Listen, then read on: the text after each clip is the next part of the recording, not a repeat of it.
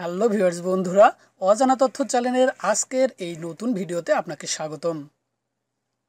এক সময় আমাকে মানুষ চিনত না, সেই সময় আমি মেম্বার নির্বাচন করেছি। এখন সারা দেশের মানুষ আমাকে চেনে, আমার কথা জানে, আমাকে ভালোবাসে।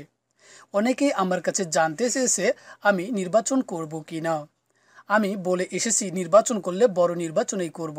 আজকে আমি তার বাস্তব প্রমাণ দেখিয়ে দিয়েছি। তাই সামনের নির্বাচনে বগুড়া ৬ আসন থেকে এমপি নির্বাচন করার সিদ্ধান্ত আমি নিয়েছি।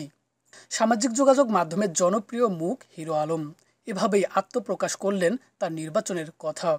হিরো আলমের আসল নাম আশরাফুল হোসেন আলম। জানালেন আগামী জাতীয় সংসদ নির্বাচনেই বগুড়া ৬ আসন থেকে স্বতন্ত্র প্রার্থী হিসেবে ভোটে অংশ নিতে যাচ্ছেন তিনি। মার্কা হচ্ছে সিংহ মার্কা।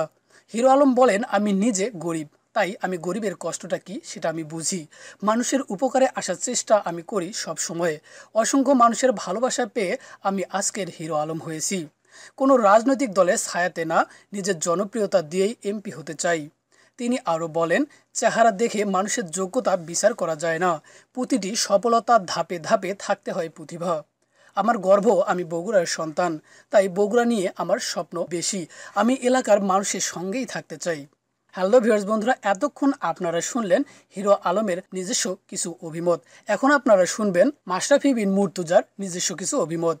বাংলাদেশের জাতীয় ক্রিকেট দলের ওয়ানডে অধিনায়ক মাশরাফি বিন মুর্তজার নির্বাচনী প্রচারণায় মুখর গোটা নড়াইল জেলা।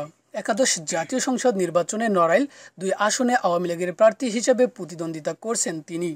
মাশরাফির জন্য নড়াইলে চলছে ব্যতিক্রম নির্বাচনী প্রচারণা। ব্যক্তি কিংবা সংগঠন সহ উদ্যোগে নিজ খরচে প্রচারণার জন্য মাঠে নেমেছেন তিনি। মাশরাফিকে দলমত নির্বিশেষে সবাই অতি আপন মনে করে তার জন্য কাজ করে যাচ্ছেন।